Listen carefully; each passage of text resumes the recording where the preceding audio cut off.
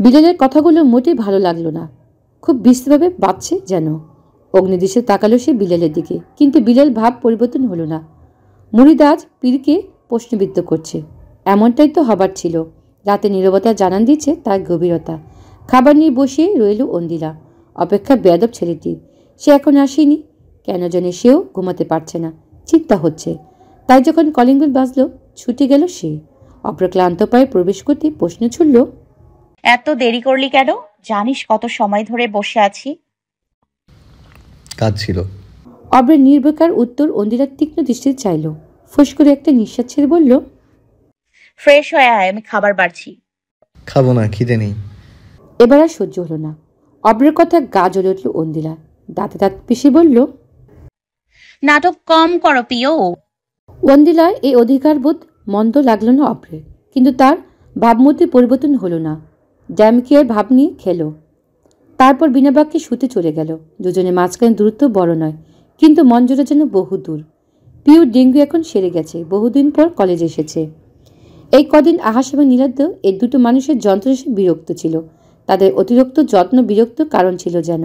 বাধ্য হয়ে দরজার সাইনবোর্ড ঝুলানো হলো, এখানে পাহাড়ি এবং জার্মানি পাগলে প্রবেশ নিষিদ্ধ। কলেজে এসে শান্তি নেই, কারণ অন্দিলার মন ভালো নেই। সে যেন নিজের চিন্তায় কোথায় হারিয়ে গেছে। তাই জোরপূর্বক তাকে নিয়ে কলেজে ব্যাংক করলো। এসেছে ফুচকা খেতে। অনেকদিন কেনাকাটা হয়নি। নিউ মার্কেটের কাছে যেতে একটা রেস্টুরেন্টের কাছের দিকে তাকাতে পেয়ে বিস্ময় হলো। অন্যমস্ক নীলার ধাক্কা দিয়ে শুধালো, ওটা অভ্র না? অব্রের নাম শুনতে তরক করে চাইল অন্দিলা। সাথে সাথে বিষণ্ণতা ছেয়ে গেল হৃদয়। হ্যাঁ, সে রেস্টুরেন্টের কাছের ওপাশে মানুষটি অব্রই। তার পাশে একজন রমণী। তারা হাসছে। কাছের মোটা ফরাদ ভেদ করে রমণীর মুখখানি স্পষ্ট দেখা গেল না বটে, কিন্তু অব্রের হাস্যোজ্জ্বল মুখখানা যেন দৃষ্টি আড়াল হল না। অন্দিলার মুখখানা ম্লান হয়ে গেল। যে শূন্যতা তাকে স্মরণ করতে চাইছিল না, সেই শূন্যতায় আবার নিজেকে উপস্থিত প্রকাশ করল। কে এই রমণী? তার সাথে দিনে দুপুরে রেস্টুরেন্টে বসে হাসি ঠাট্টা কি মানে? দুশ্চরিতা কি এখন প্রকাশ করা খুব প্রয়োজন? অব্রে কি একবার ভাবল না তার কথা? বাড়িতে বউ থাকা সত্ত্বেও বাইরে কেন নারীর সাথে ঘনিষ্ঠতাকে দুশ্চরিতা ছাড়া আর কোনো উপাধি কি দেওয়া যায়? জানা নেই অন্দিলা। ম্লান মুখখানা রাগে কিঞ্চিত শক্ত হয়ে গেল। নিমষ্ট কামড়ে ধরল সে। ক্ষতবিক্ষত হল নরম নরম ঠোঁট। বান্ধবীর শক্ত মুখখানা ধীরে আড়াল হল না পিওর। নিজের ভুল কাজটা টের পেল ভালোভাবে। জোর করে হেসে বলল, কি গরমটাই না পড়েছে, চল এখান থেকে, দাঁড়িয়ে কাজ নেই। অন্দিলার হাতখানা ধরে টানতে গেল পিউ, কিন্তু এক ইঞ্চি নড়ল না। অন্দিলা বরং বলল, কফি খাবি? Cold coffee? আমার খেতে ইচ্ছে করছে।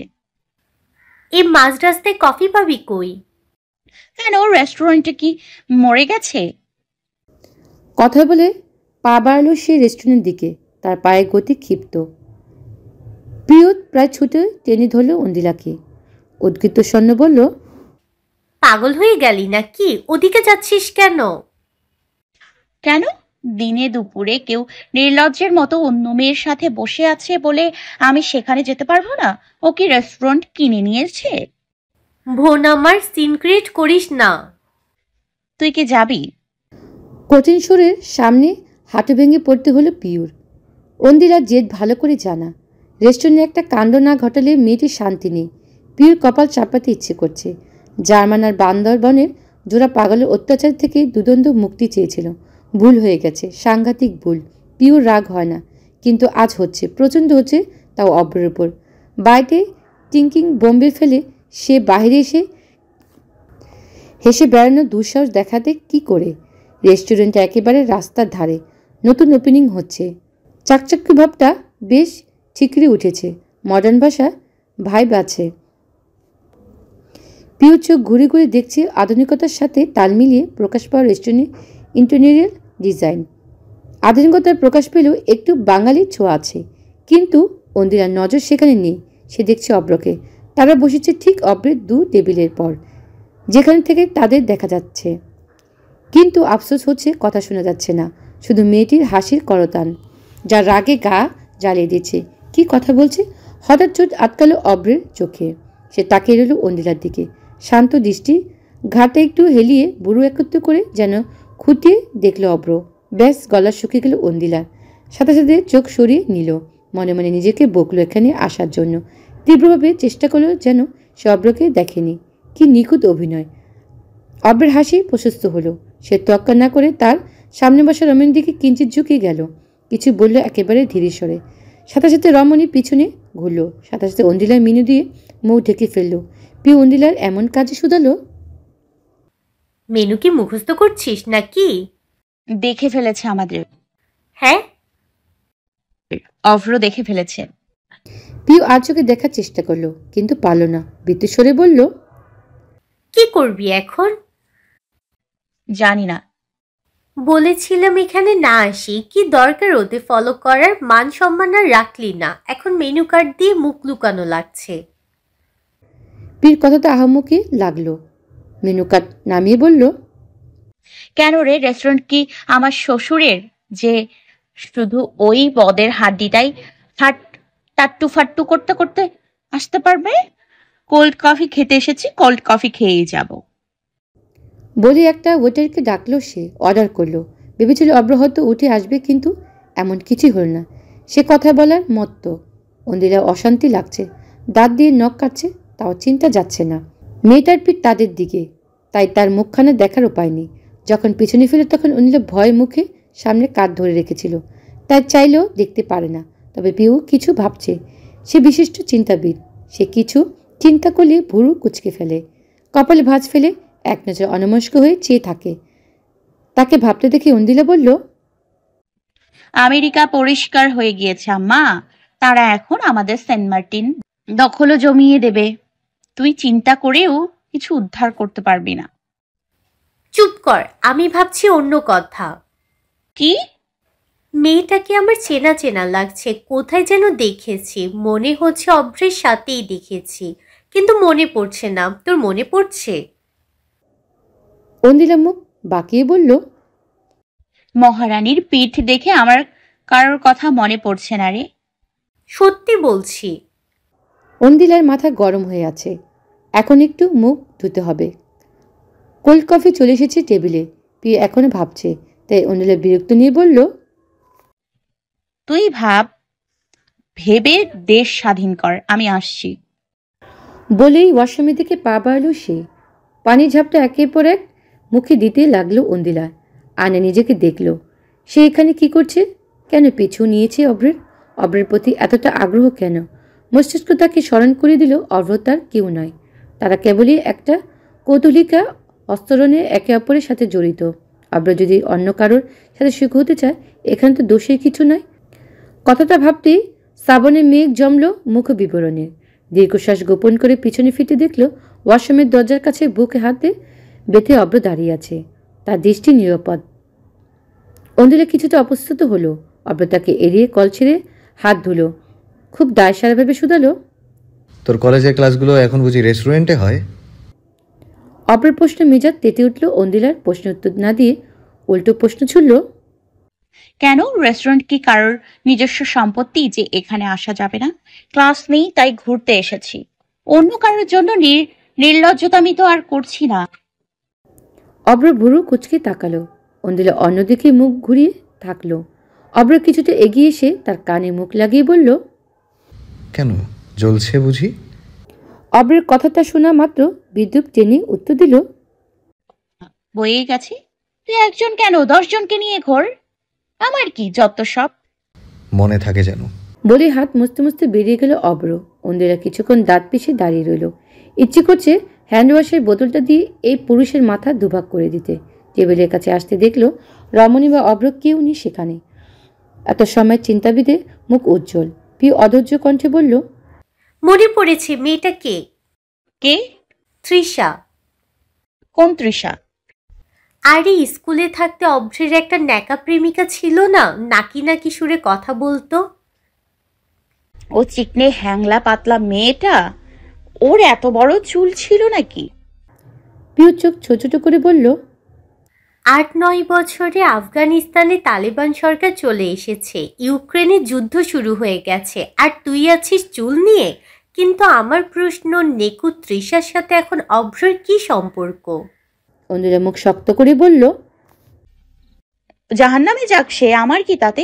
তুই আর কখনো ওকে নিয়ে আগ্রহ দেখাবি না, নয়তো তোর আর আমার বন্ধুত্ব থাকবে না। প্রিয় বেকুবের মতো চেয়ে রইল। ও কখনো আগ্রহ দেখালো? ওকে তো অন্দিরা টেনে নিয়ে আসলো। এই ভাই বোনের মাথা খুব বড় ধরনের সমস্যা আছে, তাতে কোনো সন্দেহ নেই। সালাম সাহেব বসে আছেন পায়ের উপর পা তুলে, সামনে বাদশা বর্ণলিপি খুলে বসে আছে। ছাগল যুগলের শিক্ষা দেওয়া হচ্ছে। নীলাদি ছাগলটা বেশি কথা বলে না, প্রশ্ন করলে ভদ্র বাচ্চার মতো বলে ম্যাঁ, যা কিছুটা আশার বাণী। কিন্তু হ্যাপি নামক ছাগলটা খুব চালায়, সে কথা শুনে না। তাকে যতবার প্রশ্ন করা হয় সে মুখখানা অন্যদিকে ঘুরিয়ে রাখে। সালাম সাহেব ছাগলের দিকে নিয়ে খুব চিন্তিত। চিন্তা সকালে খাওয়া হয়নি, চা খেলে আজকাল গ্যাস্ট্রিকটার সমস্যা হচ্ছে। বাসার মুখ কালো করে বলল, স্যার, ছাগলগুলো অবাধ্য, ওদের শাসনের প্রয়োজন, কথা শুনছে না। বাদশাহ মুখ ঝুলালো। ছাগলগুলো কেনার পর থেকে জীবন ছাগলময় হয়ে গেছে। সে প্রশংসা করতে চেয়েছিল, কিন্তু তার হয়নি। নীলাদি কুকুর বেশ বুদ্ধিমতী কুকুর, তাকে যা বলা হয় একেবারে অক্ষর অক্ষর পালন করে।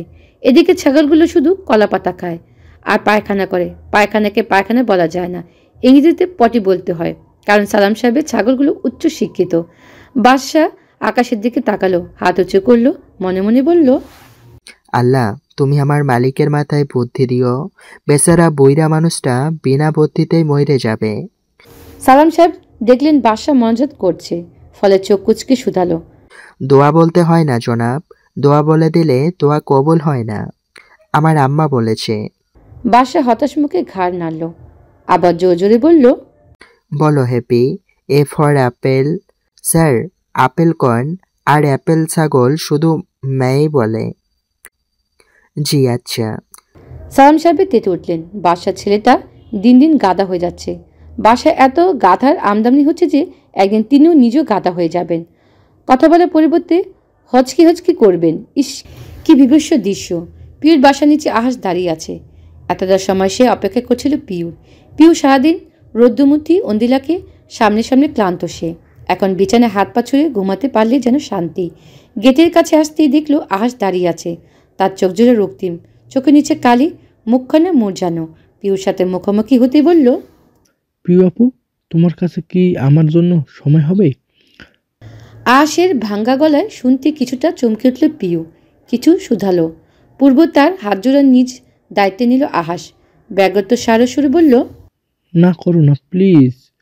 ক্রিয়া এবং সংস্কৃতি মাঠের একটি দোলনায় বসে রয়েছে পিউ। এই মাঠটি তার বাসা থেকে 2 রুটের পরে। মানুষের উপস্থিতি এখানে বেশ। বাইরে চায়ের দোকানে মানুষের ভিড়। অপোজিটে বড় একটি হাসপাতাল আছে। অধিকাংশ মানুষ ডাক্তার দেখিয়ে এখানে আসে দুদণ্ড নিঃশ্বাস নিতে। হয়তো খুব বড় রোগ ধরা পড়েছে, হয়তো চিকিৎসার টাকা দিদিতে জীবন ফুরিয়ে যাচ্ছে। এখানে মানুষের গল্পগুলো আলাদা। পিউ খেয়াল করলো একটি মেয়ে ক্ষণে ক্ষণে চোখ মুছছে। কে জানি কি তার গল্প। প্রতিটা মানুষের নিজের গল্পের টানাপোড়ায় ক্লান্ত। আজ দুটো কাপ নিয়ে হাজির হলো। দুধ চা স্বর ভাসছে। পিউ হেসে বলল, তুই লোকাল পানির চা খাবি? আজ উত্তর দিল না, তার মুখখানা থমথমে। পিউর পাশে দোলনা বসল সে। পিউ তার দিকে তাকিয়ে আছে তার কথা শোনার জন্য, কিন্তু ছেলেটা চুপ। পিউ ঘাটল না, অপেক্ষা করলো নীরবতার ভাঙ্গার। কিন্তু যখন ভাঙলো তখন নিজেকে সামলাতে পারল না। আহাজ তার সামনে হাঁটু গেড়ে বসলো, তার হাত জোড়া নিজের হাতে নিয়ে বলল, পিউ, তোমাকে হাপু বলতে পারছি না, আর আমাকে ছোট ভাইয়ের বদলে পুরুষ রূপে দেখতে পারো না তুমি? আমার ভালোবাসাটা গ্রহণ করা কি খুব কঠিন? পিউ বিস্মিত নয়নে তাকিয়ে থাকে। আহাজ তাকে জড়িয়ে ধরে ধীরে সরে বলল, আমি তোমাকে ভালোবাসি পিউ, তোমার কল্পনার বাহিরে।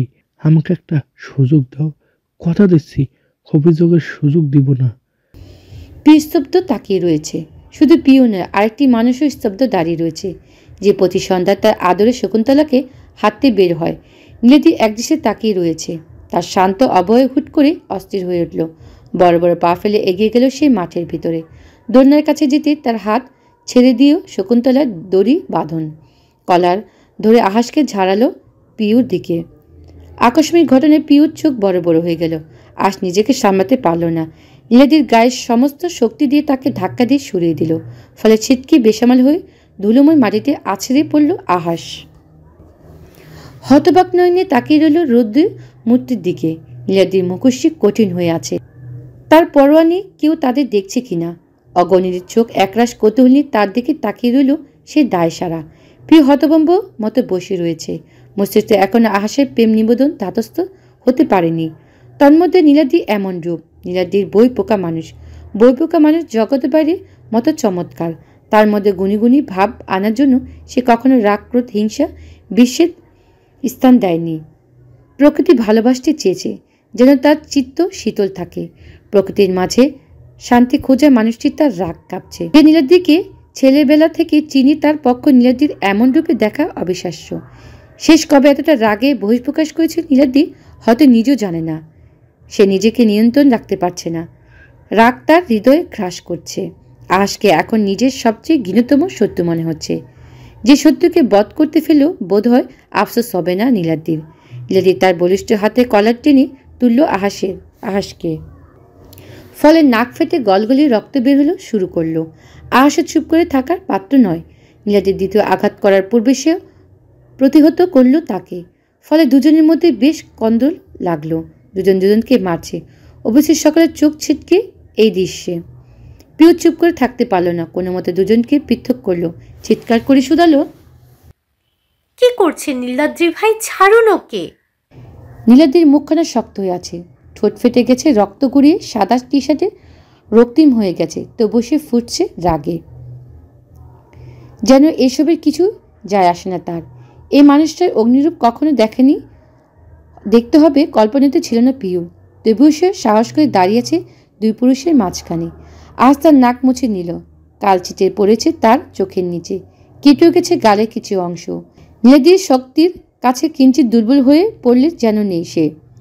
কিন্তু পিয়াসীর সামনে সে দুর্বল দেখাতে নারাজ সে। পর মুহূর্তে শূন্য নীলাদ্রির অগ্নিঝরা কণ্ঠ। ওর সাহস কি করে হলো তোমাকে ছোঁয়ার? পিউ নির্লিপ্ত স্বরে বলল, তো তো ও তোমাকে ছুবে আর আমি বসে বসে দেখব? কেন দেখতে পারবে না নীলাদ্রি ভাই? আমি আপনার কে হই? পিউ এমন প্রশ্ন থমকে গেল নীলাদ্রি। গলায় আটকে গেল শব্দ। উত্তর নেই। সত্যি তো তাদের মধ্যে কোনো সম্পর্ক নেই। পিউ অন্দিলার বান্ধবী আর নীলাদ্রি অন্দিলার ভাই। ছোটবেলা থেকে একে অপরকে চিনি। এছাড়া কোনো সম্পর্ক কি আদপে আছে? না, নেই। পিউ তার ভালো লাগে। মেয়েটি বুদ্ধিমতী, শান্ত, বিয়ে করার জন্য একেবারে উপযুক্ত ম্যাটেরিয়াল। এই মেয়েটির সাথে জীবন কাটানোর কথা চিন্তা করলে বিয়ে নামক প্রথাটি খুব একটা কঠিন লাগে না। কিন্তু পিউ তার প্রেমিকাও নয়। সে অর্থে নীলাদ্রি পিউ জীবনে একজন বহির্গত পুরুষ। নীলাদ্রি চুপ করে থাকতে দেখে পিউ তার সম্মুখে এগিয়ে গেল। কঠিন সুরে বলল, আমি আপনার কে হই নীলাদ্রি ভাই? কেন এত অধিকার বোধ? নীলাদ্রি তখনও চুপ করে রইল। সে যুক্তিতর্কের মানুষ। যুক্তি ছাড়া কথা বলে না। পিউর সাথে তার অন্তরঙ্গ সম্পর্ক নেই। পিউ সম্পর্কে তার কেউ হয় না। কথাটি মিথ্যা নয়। অপরদিকে তার এমন কাজও কাম্য নয়। সে একজন সতর্ক নাগরিক হয়ে রাস্তার অভ্রের মতো লাফাঙ্গা করতে পারে না। সে নিজেকে বোঝাতে পারছে না কেন তার ভেতরটা পুড়ছে, জ্বলছে। এই জ্বলন ভীষণ যন্ত্রণাদায়ক। প্রেম নামক সস্তা অনুভূতি নীলাদ্রি সর্বদা অগ্রাহ্য করে এসেছে। তার তীব্র বিশ্বাস সে কখনো প্রেম করতে পারে না। তবে কি সে বিশ্বাস মিথ্যে? নীলাদ্রিকে বোকার মতো মুখ বুজে দাঁড়িয়ে থাকতে দেখে পিউর মন বিষিয়ে উঠল। রুদ্রকণ্ঠে বলল, কি হলো? চুপ করে আছেন কেন নীলাদ্রি ভাই? উত্তর নেই নাকি? সর্বজ্ঞানী মানুষটির কাছে উত্তর নেই?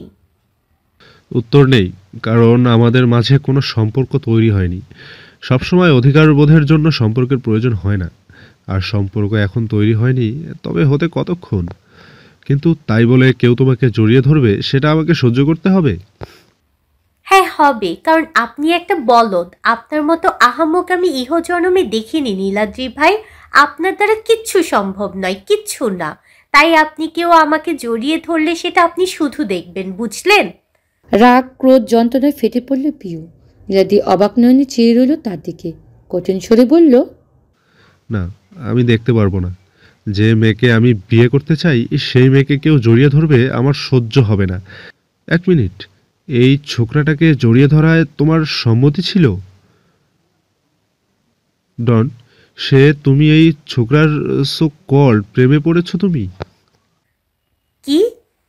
পিউ হা হয়ে তাকিয়ে রইল। অন্যদিকে আহাস বেকুবের মতো চেয়ে রইল। মারামারিতে আহত হলেও রক্ত ঝরলেও সেই ব্যথাটা অনুভূতি হচ্ছিল না। কিন্তু নীলাদির কথা শোনার পর থেকে ভিতরটা তীব্র দহন শুরু হলো। কি বিশ্রী চিনচিনি যন্ত্রণা। পিউ নিজেকে শান্ত করার চেষ্টা করলো। মাথাটা কাজ করছে না।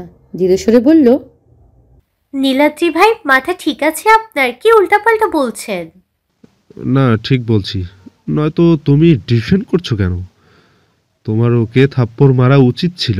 ইউ নো হোয়াট, আমার ভুল ছিল। তুমি তোমার ছোট প্রেমিকের সাথে থাকো। কংগ্রাচুলেশন। বলে হাঁটা শুরু করলো। প্রিয় হতভম্বের মতো চেয়ে রইল। চোখ থেকে গড়িয়ে পড়ল নোনা জল। রাগে মাথা চুল ছিঁড়ে ফেলতে ইচ্ছে হলো। এই প্রথম মনে হলো, কেন সে নিজের বান্ধবীর মতো রাগী নয়? কেন বান্ধবীর মতো উত্তাল হতে পারে না? চিৎকার করে বলল, জাহান্নামে যান আপনি, আই ডোন্ট কেয়ার। নীলাদির পাত্তা দিল না। শকুন্তলাকে নিয়ে হনহন করে বেরিয়ে গেল। প্রিয় হাঁটু ভাঁজ করে বসে পড়ল ধুলোতে। দুহাত দিয়ে মুখ মুছে কান্না ফেটে পড়ল সে। তার তো খুশি হওয়ার উচিত, কারণ নীলাদি তাকে বিয়ে করতে চায়। কিন্তু সে মুহূর্তটাকে একেবারে তেতো বানিয়ে জনাব হাঁটা দিল। বুঝতে চাইল না প্রিয়কে। আশ বসল ঠিক তার পাশে। কাপা হাতে তার উস্কো শুষ্ক চুলগুলো হাত বুলোতে বলতে বলল, তুমি নীলাদ্রি ভাইকে ভালোবাসো তাই না পিউ আপু? কাতা চোখে তাকালো প্রিয়। তার চোখ টলমল করছে নিদারুণ যন্ত্রণায়। সে যন্ত্রণা ছাপিয়ে এই বিক্ষুব্ধ হৃদয় পুরুষের বিষাদটুকু অনুভব হলো। আশের চোখ ঝাপসা।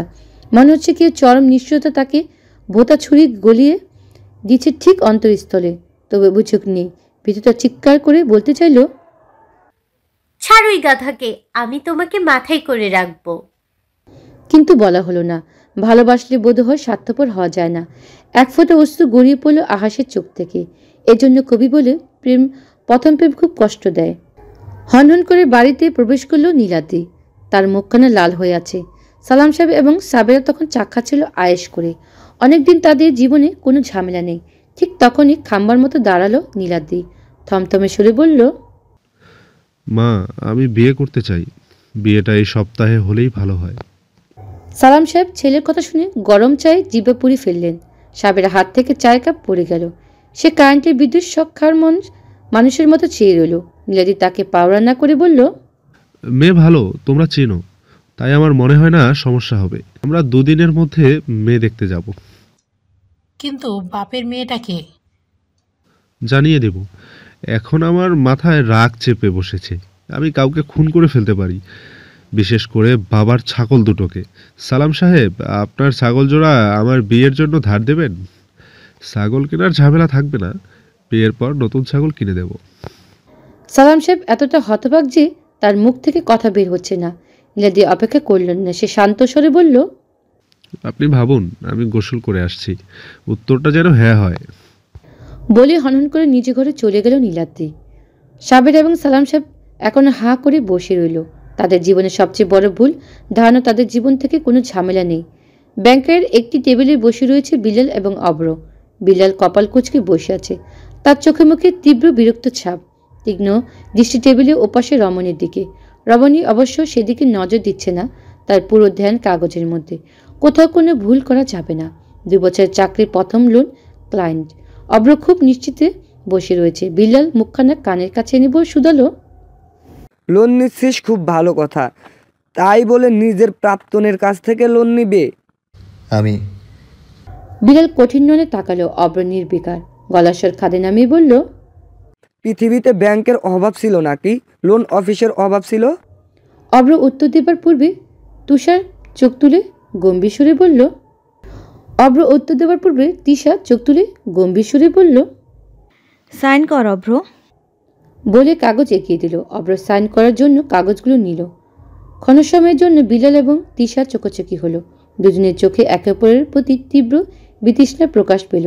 চোখ দ্বারা কাউকে ভস্ম করার উপায় থাকলেও বুঝি এই দুজন দুজনকে ভস্ম করে দিল। অব্র অবশ্য এদের পাত্তা দিল না।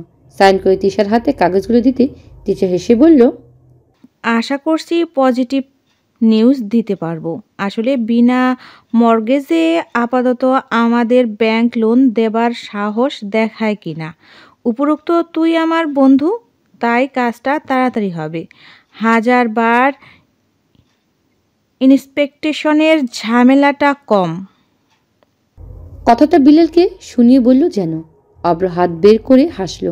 বিলাল দিয়ে চেয়ে, যার অর্থ শুনেছিস, এবার আর মাথা খাস না। চেয়ার ছেড়ে উত্তর দিয়ে অব্র বলল, পরশু আসছিস তো? কোথায়? আমাদের পাড়াতে পিকনিক হবে। এতদিন ডাকাত পাহারা দিয়েছি তো, তাই পরশু একটা ছোট্ট গেট টুগেদার। আয়, ভালো লাগবে তোর। তিশা উত্তর দিতে পারল না। তার কথাটা গিলে বিলাল বলল, ওকে বলছিস কেন? ও এসে কি করবে? তোমার আসার প্রয়োজন নেই তিশা। আমাদের পাড়ার পিকনিকে বহির্গত নিষিদ্ধ। অব্র অবাক স্বরে বলল, তুই তো পাড়ার কেউ নস। তাতে কি আমি তোর বন্ধু? তৃষাও আমার বন্ধু হিসেবেই আসবে। বিলাল দাঁত দাঁত পিষে বলল, পিকনিকের চাঁদা বেশি, ও যদি টাকা না দেয়? এতক্ষণ তিশা চুপ থাকলো। চিকন স্বরে বলে উঠল, আমি চাঁদা দিতে পারবো বিল্লাল, নো টেনশন। পিকনিক রাতে মানে 2টোর পর। তোমাকে বাসায় কে নিয়ে আসবে? অব্র দিয়ে আসবে, আর না হলে ওর বাসায় থাকবো। কোনো সমস্যা অব্র? অব্র প্রায় সাথে সাথে বলল, না, কোনো সমস্যা নেই, তুমি কিন্তু আসবে। বিলাল কটমট করে অব্রের দিকে চাইল। সেটাকে বোঝার শক্তি তার নেই। এদিকে তিশার ওপর রাগও হচ্ছে। মেয়েটির কোনো দিন শুধরাবে না। অজানা কারণে এই মেয়েটি তার পছন্দ নয়। যখন অব্রের সাথে সম্পর্ক ছিল তখনও নয়, এখনও নয়। যেদিন তাদের বিচ্ছেদ হয়েছিল 2 রাকাত নফল নামাজ পড়েছিল বিল্লাল। ব্যাংক থেকে বের হতে এসে প্রশ্ন ছুড়ল, তুই কাজটা ঠিক করলি? ওদ্রিলা কি ভাববে? ক্লাস 10-এর প্রাক্তন হোক, সে তো তোর প্রাক্তন। ঐন্দ্রিলা ভাববে? ভাবলে তো ভালো, চিন্তা করিস না, ওর কিছু যায় আসে না। আমাদের ও আগেও দেখেছে। বলে হাঁটা দিল। বিলাল আরও কিছু বলতে চাইল, কিন্তু বলতে পারল না। রাতে গভীরতা অনেক। পাড়ায় জমজমাট আয়োজন। কয়েকদিন যাবৎ বেশ আতঙ্কে কাটছে তাদের। কোথা থেকে ডাকাতের একটা প্রাদুর্ভাব হয়েছিল। পাড়ার সব জোয়ান ছেলেগুলো সারা রাত পাহারা দিচ্ছে। আজ তাদের শেষ দিন পাহারার। তাই একটা পিকনিক মন্দ নয়। সবাই আনন্দ করলে অন্দিলার মনে মোটেই সুখ নেই। তিশা নামক নেকা চক্ষুশুল তার চোখের সামনে ঘুরছে। অবশেষে একাই যে দুঃখিত তা নয়, আরও 3 জনে এই দুঃখী দলের সদস্য, পিউ, নীলাদ্রি এবং আহাস। এই 3 জনের মুখ থেকে ছোট বাচ্চার বলল এরা পৃথিবী বিখ্যাত ছ্যাঁকা খেয়েছে। আহাসের চোখ মুখ ফুলে গেছে, কাটা অংশ এখনো শুকায়নি। বাসে তাকে দেখে অন্দিলার শাশুড়ি কারণের কি চিন্তা। জামা ছেঁড়া, নাক থেকে রক্ত গোলগুলিয়ে পড়ছে। ছেলে চোখ ফোলা, নির্জীব চলছে। আহাস অব্রের মতো নয়, শান্ত ছেলে। সে মারামারি করতে পারে না, অথচ এমন বিধ্বস্ত অবস্থা তার। শত প্রশ্নের পরও আহাস উত্তর দিল না। আওয়াল সাহেবের নাতির মুখ থেকে একটা কথাও বের করতে পারল না। অব্র ততক্ষণ বাসাতে ছিল। উদাসীন গলায় বলল, পুরুষ মানুষের একটু কাটলে কিছু হয় না, এত আদিক্ষেতার কিছু নেই। অন্দিলার কঠিন চোখ চাইল তার দিকে, কিন্তু অব্র নির্লিপ্ত। পুরুষ মানুষের রক্ত একটু ঝরলে কিছু হয় না। রক্ত না ঝরলে তারা পুরুষত্ব প্রমাণ হবে কি করে? এদিকে নীলাদ্রি ঘুষি খেল। তামাতের মুখে শীত দাগ স্পষ্ট নয়। হ্যাঁ, তবে রাতে গায়ে ব্যথা উঠেছিল। মনে হচ্ছিল 100 ফোড়ার ব্যথা। আজীবনে কোনোদিন মারপিট না করার কুফুল বুঝি এটা। রাতে সাবেরা হলুদ মিশিয়ে দুধ বানিয়ে দিয়েছিল। সেই দুধ খেয়ে পরদিন বেলা 12টা উঠেছে। সালাম সাহেব ডাইনিং টেবিলে পেপার হাতে কঠিন মুখে বসেছিলেন। সরকার পতনের দিন তার মিলের গেট খুলে নিয়ে গেছে কেউ। এত চুরির সর্বোচ্চ অবমাননা। চুরি করতে হবে সরকারের মতো থাকে থাকে লাখ লাখ কোটি কোটি টাকা। হাফেজ কেউ ঠিকই ধরতে পারবে না। অথচ তেমন কিছু না। সালাম সাহেবের তেলের মিলের লোহার গেটে নিয়ে পালিয়েছে। পুলিশে কমপ্লেন করার সুযোগও হচ্ছে না। এখনও থানারও আসতে জয়েন করেনি। এসব চিন্তা তো আছেই। এর মধ্যে নীলাদ্রি বিয়ের সংবাদটা একেবারে বদহজম করিয়ে দিয়েছে। সকাল থেকে ঘন ঘন তার বাথরুমে যেতে হচ্ছে। কিছু যেন সহ্য করতে পারছে না পেট। তার মুখখানা আরও কঠিন হলো যখন দেখল নীলাদ্রি বোতা মুখে ঘর থেকে বেরিয়েছে। তার মুখখানা দেখে মনে হলো সকাল সকাল সালাম সাহেবের ছাগল জোড়া মনে হয় তার মুখের উপর 1 নম্বর করে দিয়েছে। এটা একটা তৃপ্তি বিষয় হতে পারে। সালাম সাহেবের গলা গম্ভীর করে শুধালো, তোমাদের বৌমা আমার ফোন ধরছে না, মনে হয় রেগে আছে। আমরা 2-3 দিন পর যাব। আগে ওর রাগ ভাঙাতে হবে। ছি ছি, কি বলেন এগুলো সালাম সাহেব? আপনার মতো বৃদ্ধের মুখে এমন অশোভনীয় শব্দ আসাও গর্জিত অপরাধ। দিন দিন বয়সের সাথে সাথে আপনার মাথাও ব্যায়ামও হচ্ছে, সেটাকে ঠিক করা প্রয়োজন। নীলাদির এমন ভাসে বেগের মধ্যে চেয়ে রইল সালাম সাহেব। দুর্বৃত্তরা তারা মিলের লোহার গেটের পরিবর্তে নীলাদিকে ডাকাতি করে নিয়ে গেলে বোধহয় একটু শান্তি পেতেন। সালাদের জন্য সবজি কাটা হচ্ছে। শেষ মুহূর্তে কোথা থেকে মানুষের আমদানি হচ্ছে। যা আগে ৩৫ জন ছিল সেটা এখন ৮৫ জন। নতুন অনুপ্রবেশের জন্য রাত ১০টার দিকে বাজার থেকে আবার বাজার করে এনেছে সালাম এবং ইদ্রিস সাহেব। কমতি থাকা যাবে না। আইটেমের পরিবর্তন হচ্ছে। এখনও পোলাও মুরগি, লটপটি, রোস্ট এবং ডিম ভুনার আয়োজন হচ্ছে। সালাদ কাটার দায়িত্ব পড়েছে অন্দিলা এবং পিওর উপর। ২০০ শসা ছিলতে ছিলতে বেকায়দা অবস্থা অন্দিলার। পিঠ ধরে আসছে। আবার ক্ষণে ক্ষণে চোখ যাচ্ছে তিশা এবং অব্রের দিকে। নীলজ্জের মতো ছেলেটা হাসছে তার প্রাক্তনের সাথে। বেহা চরিত্রহীন বিবি করে বলল, ইচ্ছে করছে এই পিলার দিয়ে মুখটাই পিল করে দিতে। লাভ নেই, বেডা মানুষ মানেই মাথার যন্ত্রণা। পিউ মনমনে হয়ে উত্তর দিল। অন্দিলা থেমে গেল। পিউর মন ভালো নেই। খুব বড় কিছু না হলে পিউ নামক নারীর মন খারাপ হয় না। সে ছোট ছোট বিষয়ের মন খারাপ করে না, গায়ে মাখায় না। কিন্তু এখন মনে হচ্ছে ঘটনা সুবিশাল। কিন্তু অন্দিলা জিজ্ঞেস করার সাহস পাচ্ছিল না। পিউর বিষয়ের চোখজোড়া তাকে খুব ভাবাচ্ছিল। এখন সুযোগ পেয়েছে তাই ফট করে শুধালো, কেন, তোর পুরুষ আবার কি করেছে? পিউর হাত থামলো। হাতে ছুঁটা থেমে গেল। কাঠের তক্তা কাটার জন্য রাখা টমেটো গড়িয়ে পড়ল। পিউর মনের ভিতর হাজারো কথা থাকলেও মেয়েটা তার প্রকাশ্যে আনে না। এটা তার বিশেষত্ব, যে সবার দুঃখ ছুঁয়ে দিবে কিন্তু তার দুঃখ কেউ দেখবে না, ছুবে না। কিন্তু অন্দিলা আজ ছাড় দেবে না।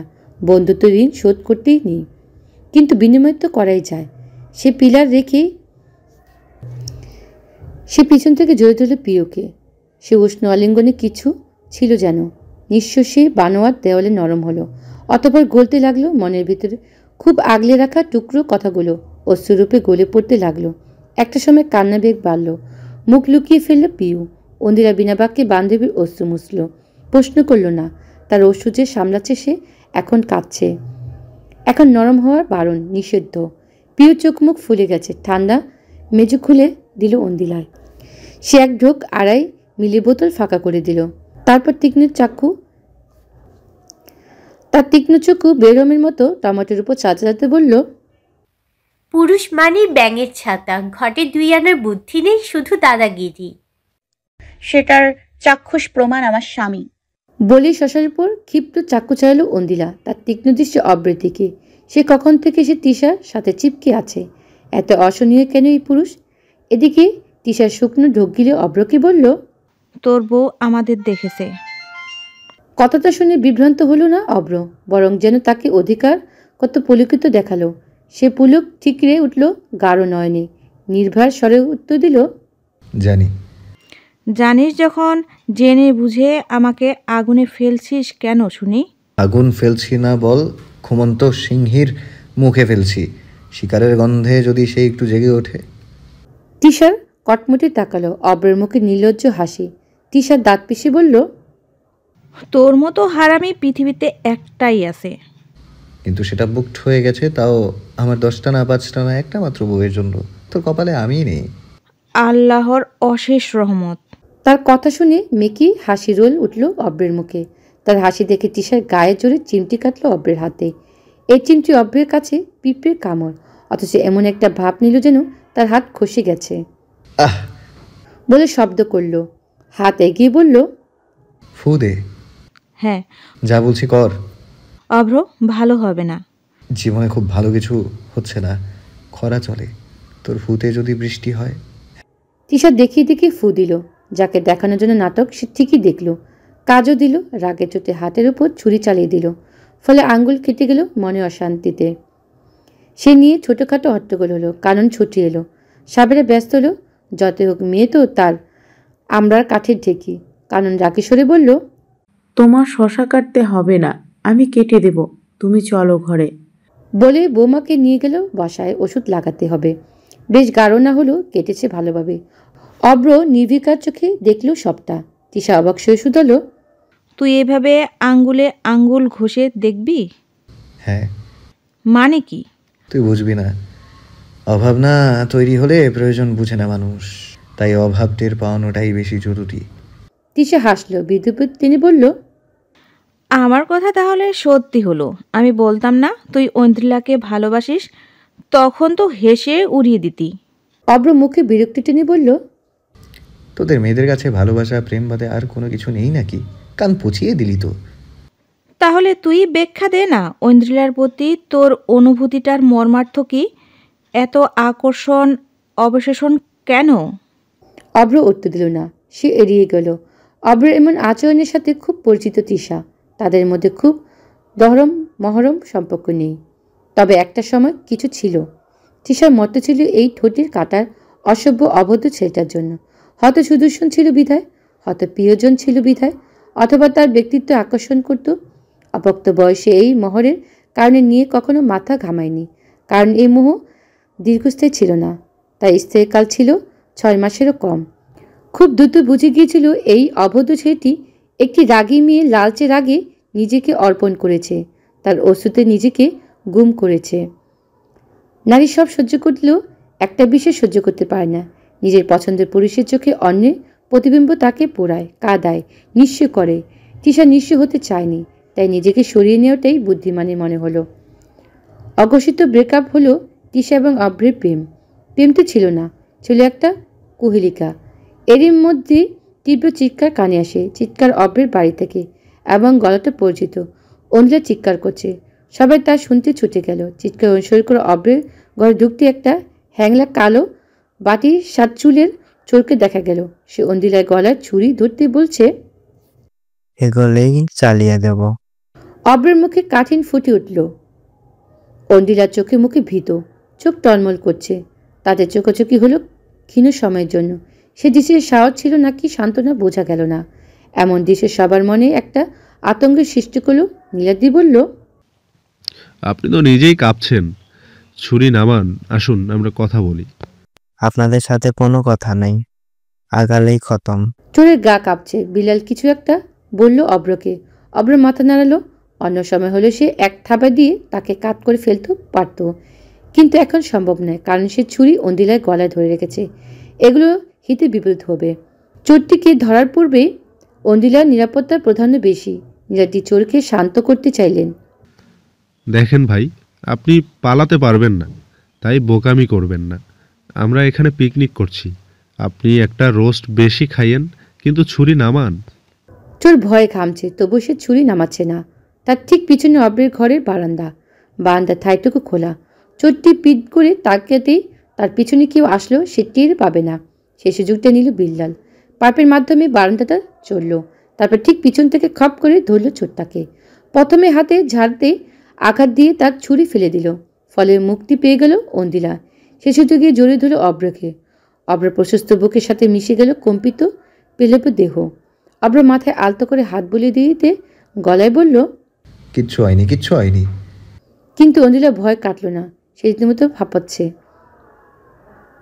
অব্র গম্ভীর স্বরে বলল, তোমরা সবাই চলে যাও, আমি আছি ঐন্দ্রির সাথে। অন্দিলা এখনো শক্ত করে জড়িয়ে ধরে রেখেছে অব্রকে। চটি তাদের ঘরতে ঘাপটি মেরেছিল। নিজের ঘরে এসে আলো জ্বালাতে সে বেরিয়ে এলো। আলমারি তালা খোলার ব্যর্থ চেষ্টা করছিল সে। ঠিক সে সময় অন্দিলার আগমন ঘটে। নিজেকে বাঁচাতে পুটলি থেকে ছুরি বের করে, কিন্তু ততক্ষণে চিৎকার করে সকলকে জানান দেয় অন্দিলা। সবাই ছুটে আসলে চোর অন্দিলার গলায় ছুরি ধরে। যদিও তার মধ্যে হিংস্রতা ছিল না, কিন্তু ঘটনাটি ভীত করেছে অন্দিলায়। অব্র অন্দিলার বসালো, পানি খাওয়ালো। তার গলা ভেজা, ভয়ে মেয়েটা কাঁদছে। অব্র চোজাতে নিলে সে হাত ধরে বসে, কাঁপা কাঁপা স্বরে শুধালো, দরজা আটকে আসি? না, দরকার নেই, এখানেই থাক। অব্র মেনে নিল, পাশে বসলো তার। বিদ্যুৎ টেনে বলল, ভয় লাগছে নাকি? অন্দিলার উত্তর দিল না। তার ভয় লাগছে, কিন্তু অব্রের উপস্থিতি সেই ভয়টা খুব গাঢ় মনে হচ্ছে না। আরও একটি কারণে সে অব্রকে হারিয়ে যেতে দিতে চায় না। সেটা অবশ্যই মুখে বলা যাবে না, সেটা থাকুক মনের মাঝে। চোর বেশ মার খেয়েছে। অব্র মারেনি, কারণ সে মারলে মরে যাবার সম্ভাবনা ছিল। তাকে বেঁধে রাখা হয়েছে। নীলাদ্রি তার পাশে বসা, সে একটি কাগজে লিখছে। তারপর শুধালো, তাহলে বলুন, প্রথম কোথায় চুরি করেছিলেন? তখন আমার বয়স 7 বছর, পেটে খানা নাই, কেউ মুখে ভাত তোলার নাই। লোকাল বাসে আসিলাম, টিকিটের পয়সা আসিল না। তখন ওস্তাদের লগে পরিচয়, নিখুঁত হাতের কাম। কন্ডাক্টরের পকেট থেকে মানিব্যাগ হাফিস, হইলাম শেষ। ওহান দিয়া হাতের খড়ি প্রথম চুরি, তার থেকে 7 মাসের মধ্যে ব্লেড দিয়ে হালকা চাষা দিয়া পকেট কাটতে হবে, যেন চামড়ায় আঁচড় না লাগে। ভিড়ের মধ্যেই করতে হয়, সময় 1 মিনিটেরও কম। ট্রেনিং নিছি 7 মাস ধইরা। প্রথম মার্কেটে নামছি সায়দাবাদে। প্রথম হাতে 10টা মানি ব্যাগ, মোট মিল্লা 25,000 টাকা। বাম্পার ফলন। তো ঢাকা থেকে এখানে কেন?